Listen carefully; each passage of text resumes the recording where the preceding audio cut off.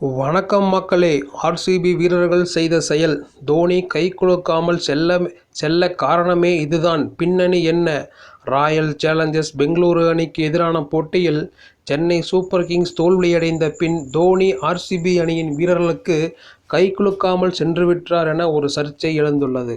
அதன் பின்னணி குறித்து தற்போது தெரிய வந்துள்ளது. இதுதான் தோனியின் கடைசி போட்டி என பலராலும் சொல்லப்பட்டாலும் அது குறித்து சிஎஸ்கே நிர்வாகமும் தோனியும் இதுவரை இந்த நிலையில் இந்த போட்டி முடிந்தவுடன் ஆர்சிபி வீரர்கள் தாங்கள் பிளே ஆஃப் சுற்றுக்கு முன்னேறிவிட்டதை கொண்டாடி வந்தனர். பொதுவாக போட்டி முடிந்தவுடன் ஒரு நிமிடம் இந்த கொண்டாட்டம் இருக்கும். அதன் பின் எதிரணி வீரர்களுக்கு கை கொடுக்க வருவார்கள்.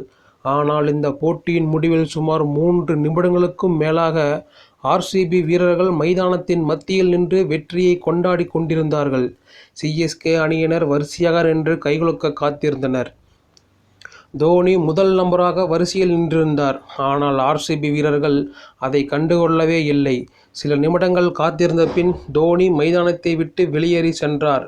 வெளியேறி சென்றபோது கூட அங்கே நின்றிருந்த ஆர்சிபி அணியின் உதவியாளர்கள் மற்றும் பயிற்சியாளர்களுக்கு அவர் கைகுலுக்கிய பின்னரே ஓய்வறைக்கு சென்றார்.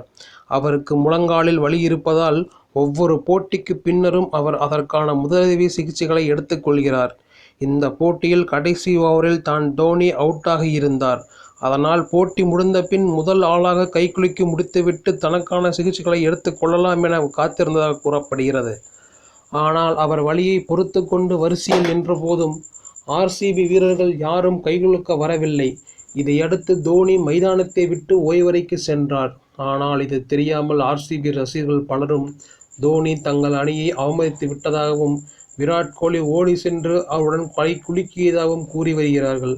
ஆனால் உண்மையில் நடந்தது இதுதான் என தெரிய வந்துள்ளது.